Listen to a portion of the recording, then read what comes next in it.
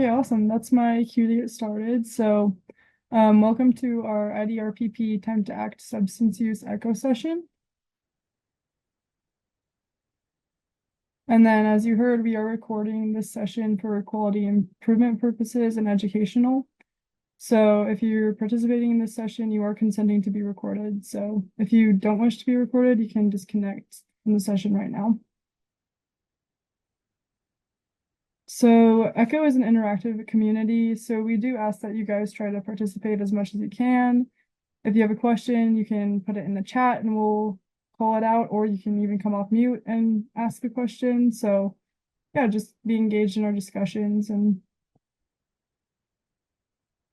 we do ask that you protect individual privacy by de-identifying any information about another person that you might be sharing. So avoid their first, middle, or last name, and then don't identify any family members, friends, coworkers, email addresses. And if you have any more questions about that, you can reach out to a hub member, and they all should have asterisks in front of their names. And then key components of an echo session, we'll start with a didactic speaker, and then after that, we will move into our case presentation, where we will have someone present a case, and then we will be discussing discussing like recommendations and resources in breakout rooms. And then just throughout the call, we'll have opportunities for professional networking. We do ask that you rename your profile. You can change it to your first and last name, what state you're from, your job title, and your organization. And again, that just kind of helps us with the professional networking and allowing people to contact you if they have questions for you. So there are a lot of different ways that you guys can, if you have a question, you can call attention. So you can use the raise your hand feature, or you can just put it in the chat, or you can come off mute and then just ask the question you might have.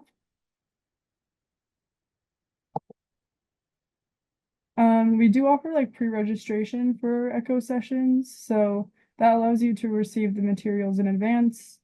And if you want to do that, you can just email us at projectscope@usu.edu. And then to get a credit for attendance, we will be dropping a survey in throughout the session. And if you fill that out, then we can send out a certificate of attendance to you in about a month.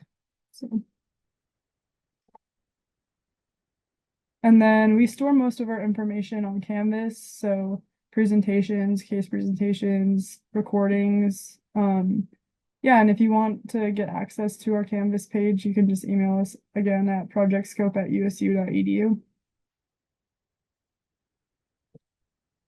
And then for case studies, so this allows any participant to share information about a real life situation.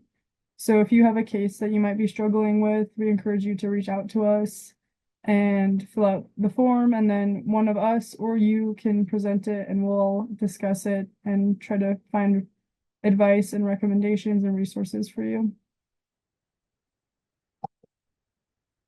And then we have our social media pages, and we just offer updates on sessions and past sessions. So we have our Facebook, Instagram, and LinkedIn. And then we also have a Facebook group. So we continue discussions after the sessions on this group. And then once again, receiving updates and then just more professional networking opportunities. So yeah, I'm just going to stop sharing and I'm going to turn the time over to Morgan Harris. And yeah, so you can go ahead and share your slides whenever you're ready. All right, wonderful. Thank you so much. I'll go ahead and share my screen now. All right, thank you so much for having me.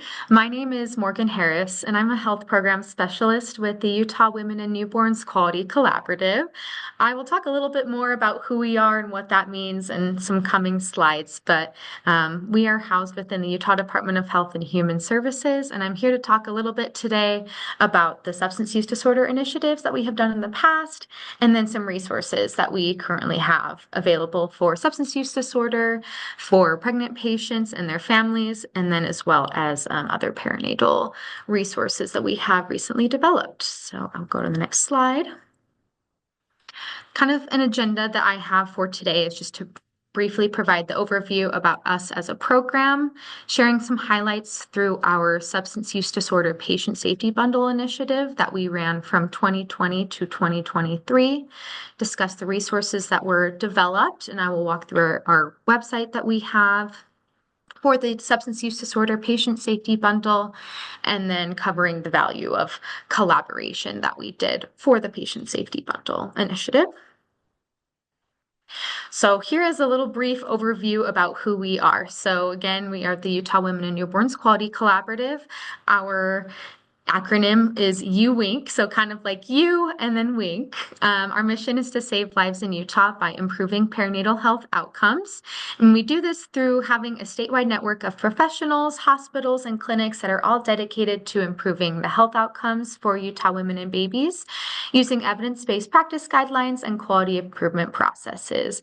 And so we currently have some projects that we're doing that include improving maternal mental health screening and referral for resources, improving awareness of resources for Utah's Hispanic and Latino population through our maternal resource guide, which I will walk through a little bit later in this presentation, increasing family engagement in the neonatal ICU or the neonatal intensive care unit with our neonatal subcommittee.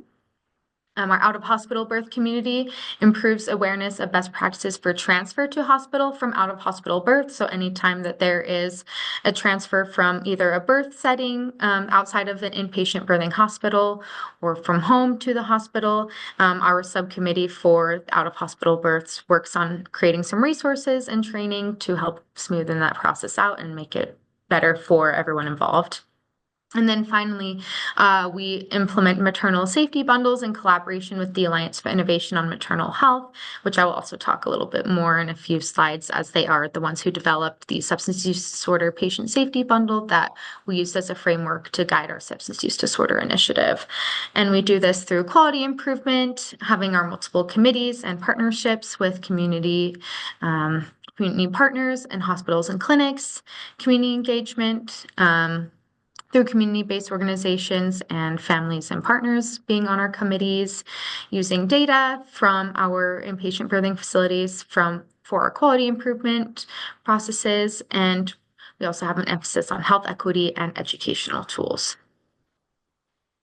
Here's kind of the organizational structure of the Utah Women and Newborns Quality Collaborative.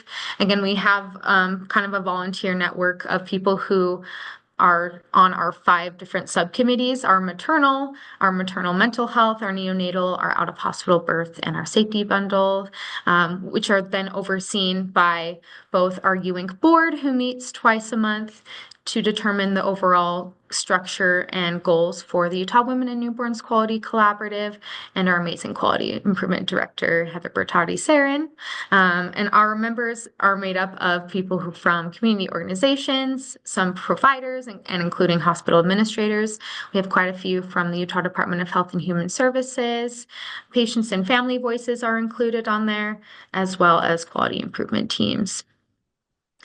So we do have open invites for all of our maternal meetings for all of our subcommittees. And so if there's any interest in joining any of those subcommittees, I will put my contact information in the slide and then also in the chat at the end. I'm happy to get you connected with our quality improvement director to add you to some of those committee meetings. But essentially, each committee meets about once a month to go over goals and quality improvement projects within their dedicated sphere. And so, why is substance use disorder important in the maternal space? This is a little bit older, but it's the most recent maternal mortality report published in the state of Utah. We do have one coming out in the near future, but from 2015 to 2016, there were 40 maternal deaths that were identified in Utah among deaths of women that happened during pregnancy and then within 1 year of the end of their pregnancy from any cause, whatever their pregnancy and may be. And accidental drug-related overdose and suicide were the top two leading causes of maternal death in Utah.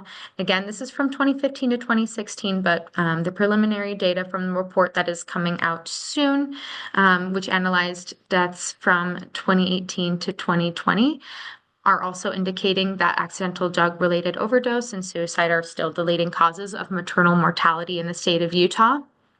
Mental health was a really key factor for maternal deaths in Utah. And even if those deaths that were not necessarily caused by accidental drug-related deaths or suicide, a significant number of times, so some of these women had prior or current mental health conditions. Depression and anxiety were the predominant diagnosis that they received. And then for postpartum, of the 40 maternal deaths in Utah from 2015 to 2016, 7 occurred during pregnancy, 7 occurred from birth to 42 days, and then 25 occurred from 43 to 365 days postpartum. That really is a very critical time to be reaching these mothers. And so due to this, we launched our maternal mental health subcommittee. It was really this report that launched the need to do some maternal mental health work. And then also we, from this report, decided to launch the substance use disorder patient safety bundle in collaboration with the Alliance for Innovation on Maternal Health, not just with hospitals from Utah, but also from Wyoming as well. A little bit about AIM. They are a national organization that is developing clinical patient safety bundles to support best practices to make birth safer, improve maternal health outcomes, and save lives. They develop these clinical patient safety bundles that target the 8 highest levels of maternal morbidity and mortality in the United States. And so some of the patient safety bundles that they've developed include obstetric hemorrhage, severe hypertension in pregnancy, perinatal mental health conditions, cardiac conditions, sepsis in pregnancy, and then also they have developed the Care for Pregnant and Postpartum People with Substance Use Disorder Patient Safety Bundle, which the Utah Women and Newborns Quality Collaborative brought to our inpatient birthing facilities in Utah and then some in Wyoming as well, to implement to improve the care for patients with substance use disorder and were either in their pregnant or in the postpartum period.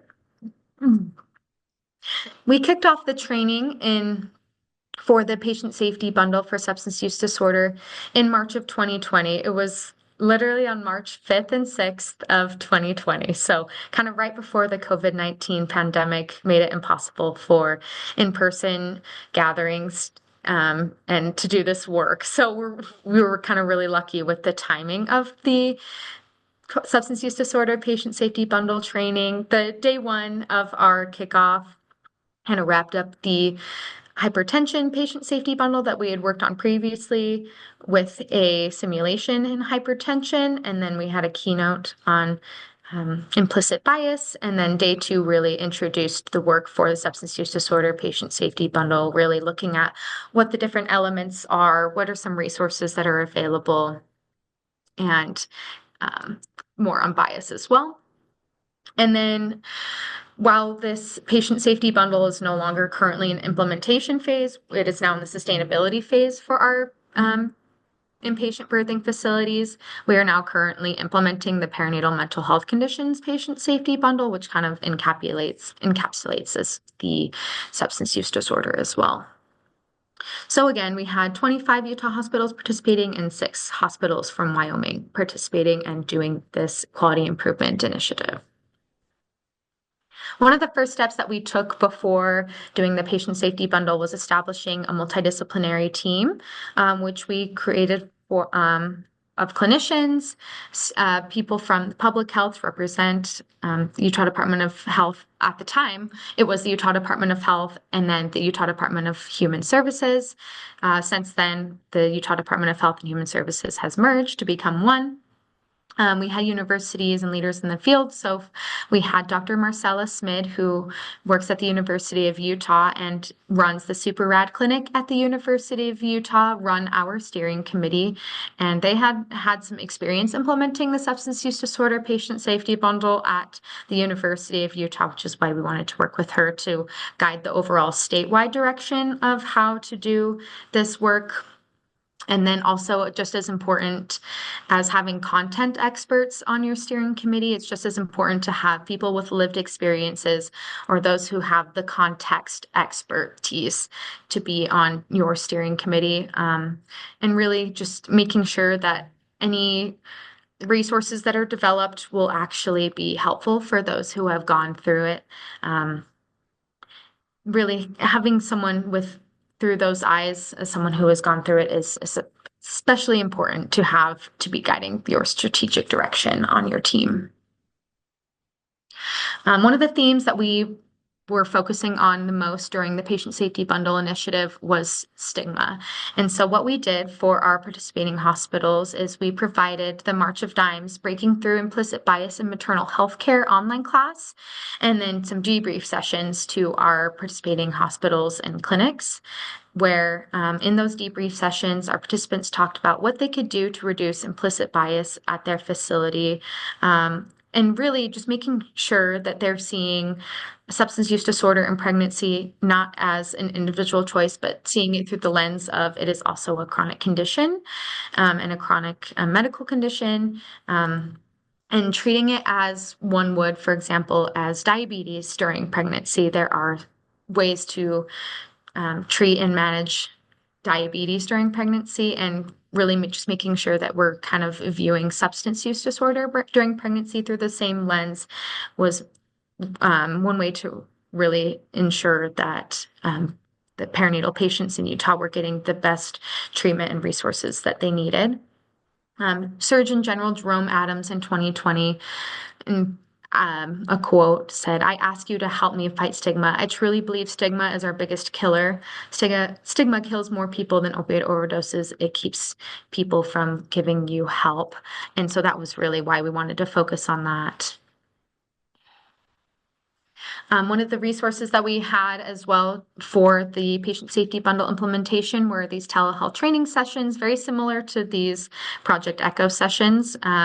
We held these virtual learning sessions to cover key aspects of the patient safety bundle to help our participating facilities implement elements of the patient safety bundle. So some of the topics that we discussed through our subject matter experts included implicit bias, pain, inpatient management, substance use disorder education, screening, brief intervention, and referral to treatment or SBIRT, neonatal abstinence syndrome or NIS, screening tools, substance use disorder and as a chronic disease, and then also having both Utah DCFS or Wyoming DFS or the Division of Child and Family Services and Department of Family Services, respectively, from each state, talk about the policies when it came to screening and then reporting when it came to substance use disorder during pregnancy. All of the sessions were recorded. We had 28 total. Sessions are recorded and available on the Utah Women and Newborns Quality Collaborative website. And so I'm happy to put the link in the chat, or it is also available on the slide. Kind of talked about how collaboration is very important for this patient safety bundle, especially just because it was such a wide reach, and wanting to make sure that we have all organizations who are kind of doing work in this space be aware of the resources that were being developed and just being aware of each other to provide the best care coordination. So one of the ways that we did so was by collaborating with AWAN Utah chapter. AWAN is the Association for Women's Health and Obstetric Neonatal Nursing. We presented on maternal mental health there, along with providing a booth, which had some free naloxone to give out. And we collaborated with the University of Utah as well. Dr. Marcella Smid has a umbilical cord collection and drug testing study that she did. We had our inpatient birthing facilities providing umbilical cords to the University of Utah to estimate the number of prenatal substance use exposures that were happening in Utah. We also collaborated with the Office of Home Visiting at the Utah Department of Health and Human Services to ensure that when they are doing home visits with new parents and families, if they are experiencing families who have experienced addictions or substance use disorder, that they are well equipped to provide resources in the best way that they can. So this was kind of some of the results that we got from this collaborative. Again, I talked about our kickoff where we had 25 hospitals from Utah participating, but overall in the in-person training, we had over 100 participants from 37 different organizations trained. We had our 28 telehealth training sessions where over 1,200 views are shown from what we have posted on YouTube. With our implicit bias, we provided the access to the e-learning class, that Breaking Through Implicit Bias in Maternal Healthcare through March of Dimes. We hosted 9 debrief sessions with 6 hospitals and clinics in Utah and Wyoming through those, and over 150 participants had completed that course. One of the resources that we launched that I'll talk about shortly is a pregnancy and opioid resources website in which we collaborated with a master's nursing student at the University of Utah to determine which resources are best available on there. Which included these hope folders, which are helping opioid use disorder patients excel. These are available both for patients and clinicians, and I'll walk through those in a bit as well. And then we also developed resource summaries statewide by local health department in the state of Utah. So by local health department area, we were able to find pregnancy and addiction resources that I will also walk through in just a moment. Some challenges that we had during the implementation stages were data collection and analysis. A lot of times during our collaboratives, our labor and delivery nursing managers were kind of our clinical champions for this patient safety bundle, and some just didn't necessarily have the capacity to do the data collection.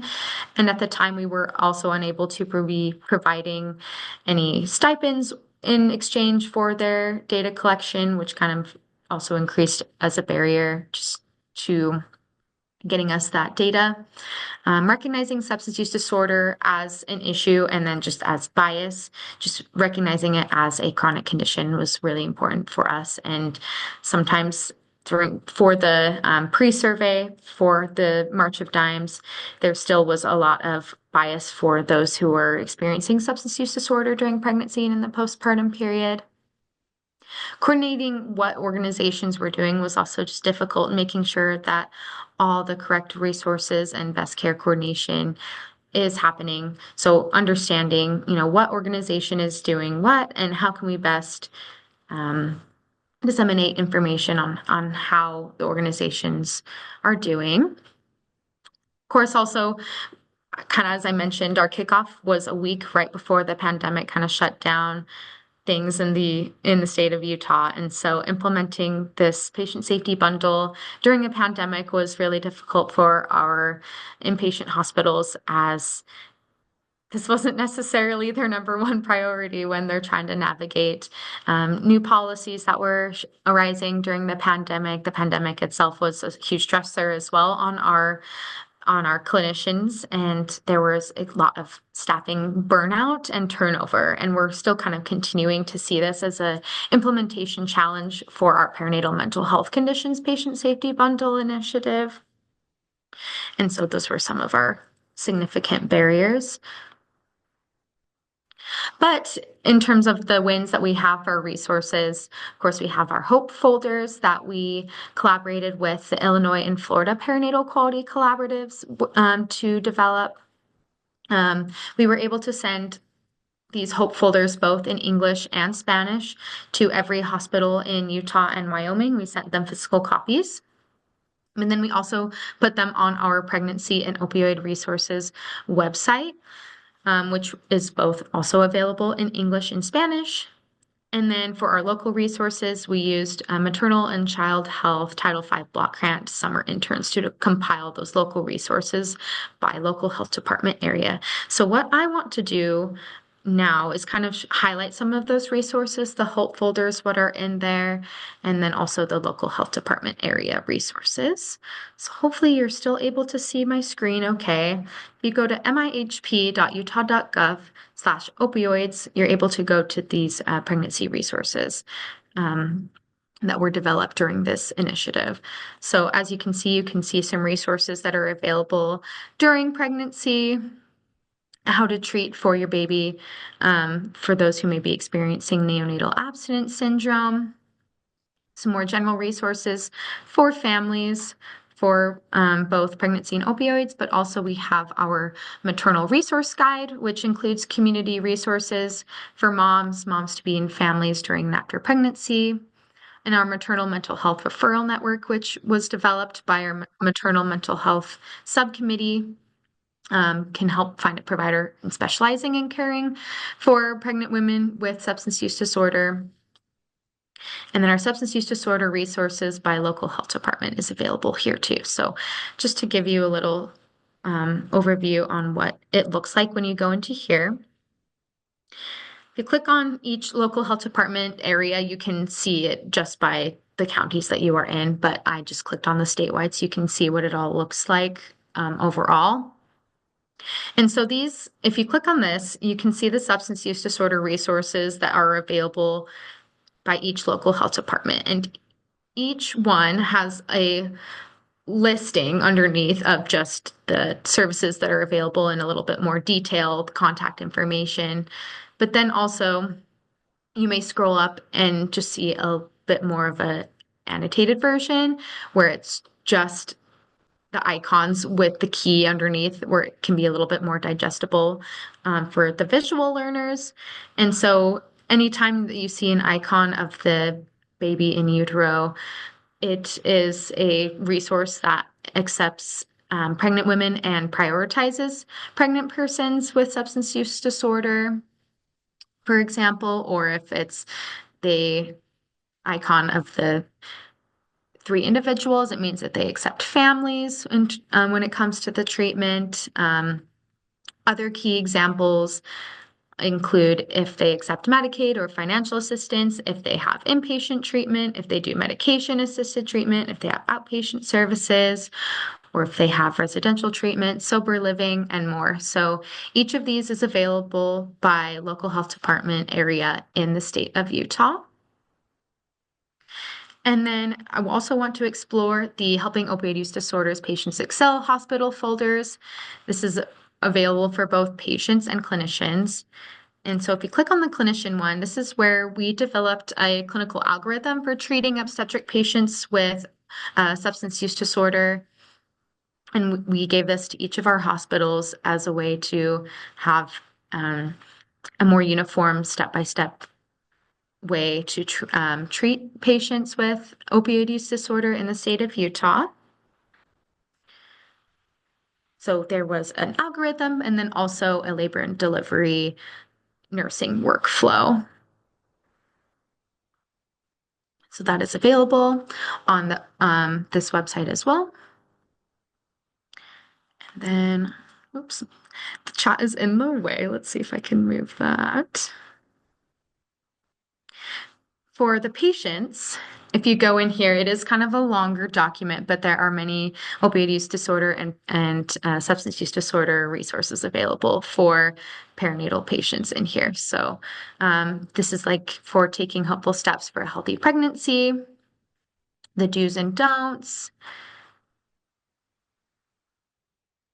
how to treat babies who are exposed to opioids before birth and what to know information. Do's and don'ts are available in here as well. There's also a mini brochure in here for neonatal abstinence syndrome, what patients need to know. It came as a little booklet. It's about a 16-page booklet that was a part of the HOPE folder. This is a one-pager that took us directly to the website that I'm just kind of showing you now, the Pregnancy Resources for Opioid Use Disorder webpage. And then this is our Utah Maternal Mental Health Referral Network one-pager, where you're able to find specifically in Utah the providers who were trained in maternal mental health. So everyone that is on the Utah Maternal Mental Health Referral Network or at maternalmentalhealth.utah.gov, they all have at least 16 hours of training in maternal mental health. And there isn't just therapists on there, but there is also midwives, doulas, OBGYNs, support groups. And you can sort on there by location, insurance type. And so you really can search for what is the best fit for your needs.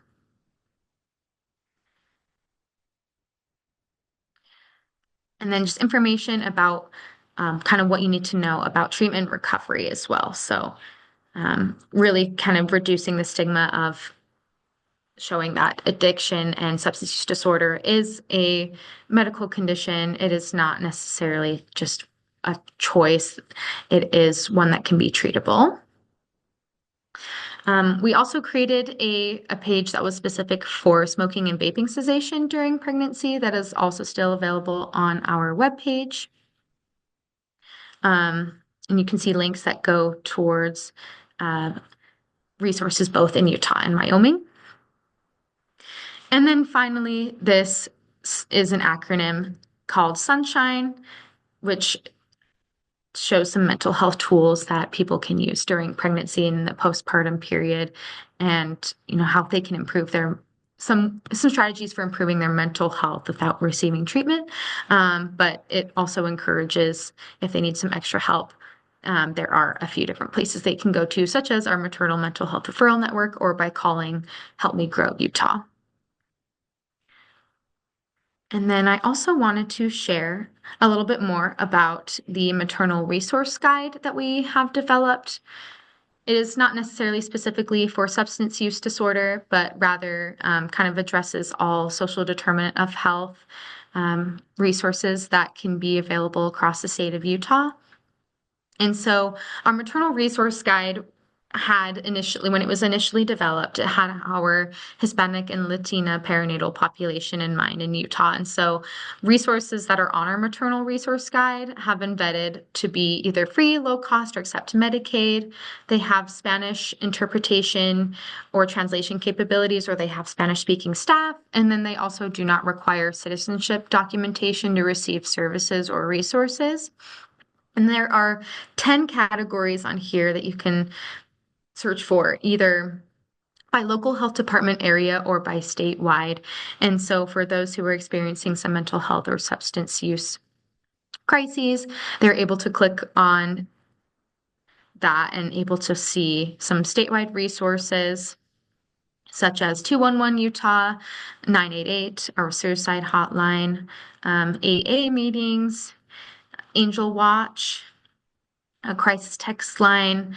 Help Me Grow Utah is on there as well, Hope Squad, or if you want to search specifically by a local health department area, you can see what clinics or resources are available in that specific area. So if there isn't any in a particular area, I know we have some rural areas, that's why we want to include our statewide resources as well. So I will kind of go back to the slides now.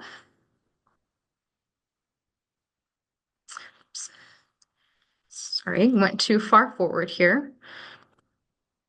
So again, that was kind of our resources by local health department that are available for those who are experiencing addiction or substance use disorder during pregnancy. Those icons, we really were hoping to make it more accessible and easily to be able to tell what resources that each program has available. And we recently vetted these resources again to ensure accuracy and are also translated professionally into Spanish as well. So now they're available in English and Spanish. And finally, the last tool that we had used to kind of track the progress of our substance use disorder patient safety bundle initiative was this gap analysis tool that was developed by the University of Utah. And you're able to see each substance use disorder patient safety bundle element. And as a hospital, they were able to see kind of where they were at in terms of implementing that resource. And so that this was just a way that, we gave it to each of our hospitals at the kickoff training, and it was a way for them to just track where they are currently at. And we recognize that not all hospitals have the same level of resources, especially some of our Rural 9 hospitals, the rural independent hospitals in Utah. And it was a way kind of for us to guide, if there was a specific element that the vast majority of our hospitals did not necessarily have the capacity to do, or if they had not yet started but were potentially able to implement in the near future, they were kind of able to see with our steering committee, see how we can best support each hospital. So that's kind of what this template looked like, where each patient safety bundle element was on this left-hand side, and then they were able to see what the current state and status of this is, give it an owner, give it a clinical champion to kind of facilitate implementing in their hospital some recognized gaps and their next steps. And then, if they didn't necessarily have the capacity to do that, they could at least see, what other low-hanging fruit is available. So that's kind of what our patient safety bundle initiative was, kind of through 2020 through 2023. And as I mentioned earlier, we're now working on the perinatal mental health conditions patient safety bundle initiative. And so our substance use disorder initiative is in the sustainability phase. So each of our hospitals still have access to the 28 telehealth sessions that we were able to provide, as well as the opioid use disorder webpage that we had developed with our University of Utah Master's Nursing students. And so I just put some contact information for both the Utah Women and Newborns Quality Collaborative onto this slide, as well as my email contact information in case there are any questions, or if you want any resources sent or mailed to you, we're more than happy to provide those resources for you as well. And I do want to see if there are any questions as well.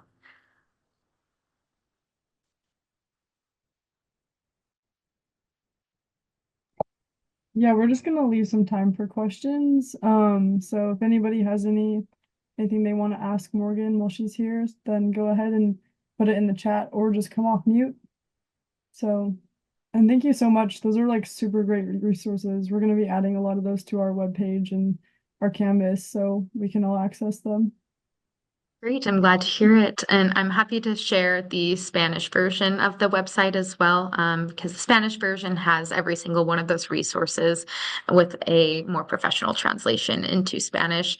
Because the Google Translate doesn't necessarily do our PDFs. And so that one, at least our PDFs are available in Spanish as well. Perfect. And if there's anything like on our maternal resource guide that anyone on the call is interested in seeing, I'm happy to do like a walkthrough of any other resources that we have on there. There's quite a bit. There's over 900, so Wow, that's happy to awesome. share. Morgan, this is Janelle. I have a question on a lot of us are from Part C early intervention.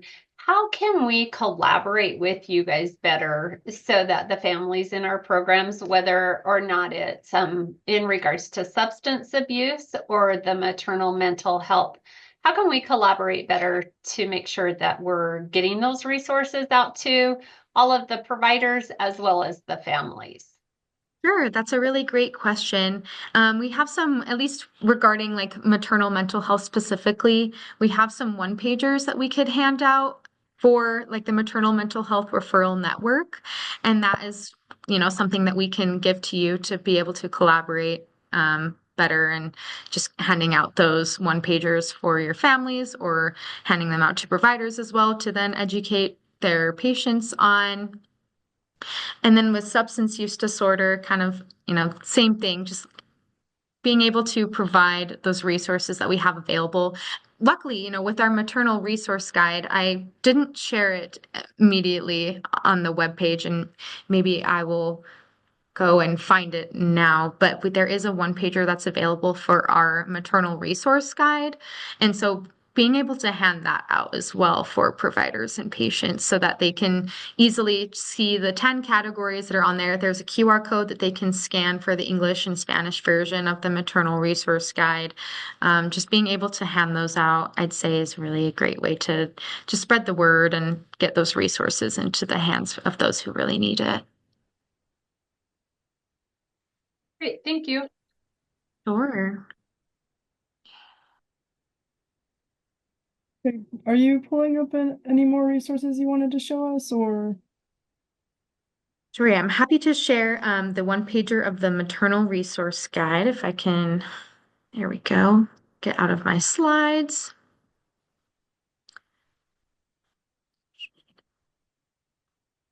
And then Gabriella just said, thanks for sharing with us. And she can already count on several families in her caseload that will benefit from the resources. So, So glad to hear that. Here is our maternal resource guide one pager. It's available in English and Spanish. What I really like about it is that you can just easily kind of see, like, connect to the help you need. This is an online guide for services that support people who are pregnant, postpartum, and parenting. Here's the 10 categories, and then you can just scan the QR code. awesome. I see that someone had a hand raised. I guess what I was going to ask is this only applies to Utah, these resources? It I'm does, in El yes, that Paso, is. Texas. Yes, Mm. unfortunately, that is the one downside, I guess, with this presentation that I presented for the Utah Women and Newborns Quality Collaborative. I guess every state has their own perinatal quality collaborative, and we are focused specifically on the Okay. resources and community-based resources that are available in the state of Utah. Just out of curiosity, do you ever collaborate with other states? We do, yeah. So with our substance use disorder patient safety bundle initiative, we did collaborate with Wyoming's perinatal quality collaborative just because they didn't necessarily have the bandwidth, the funding, or the resources to be doing it in 2020 on their own.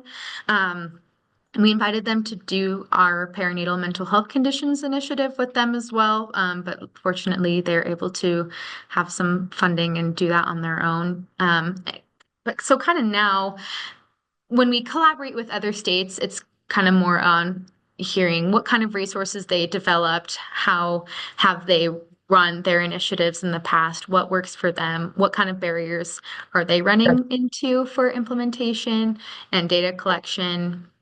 And then when we were developing our HOPE folders, the Helping Opioid Use Disorder Patients Excel folders, we did collaborate with both Illinois and Florida on some resources that they've already developed, so that we weren't necessarily recreating the wheel on some of those resources. But it is kind of nice to have the Utah-specific ones, in which there's not really a lot of cross-collaboration there. Super cool though that you guys work together with other states too.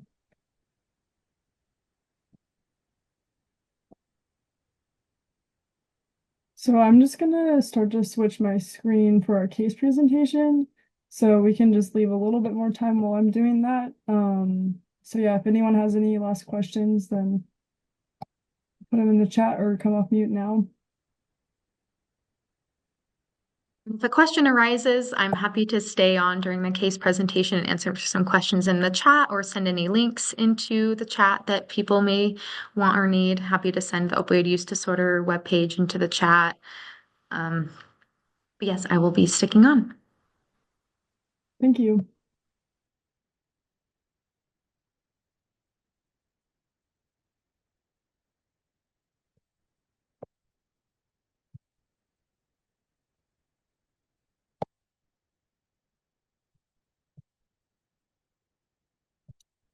Okay, awesome. So I'm just gonna get started with our case presentation now.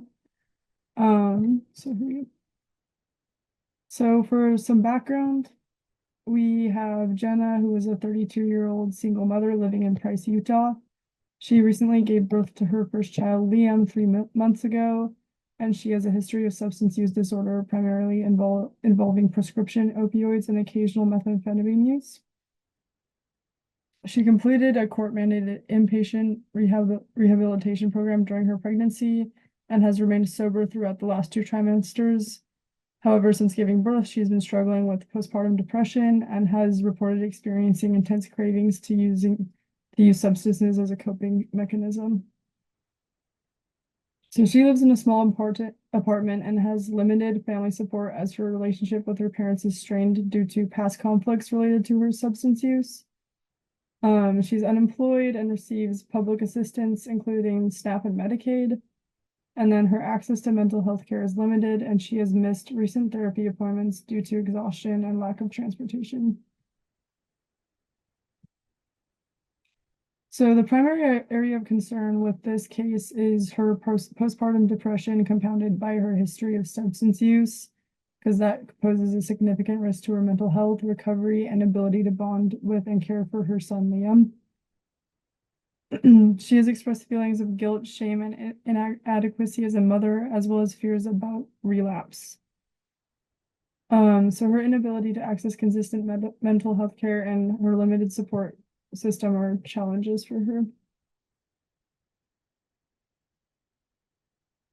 The barriers, her goals are to help maintain sobriety, address postpartum depression through therapy or medication management, strengthen her bond with Liam, and then connect her with resources for employment, parenting support, and transportation.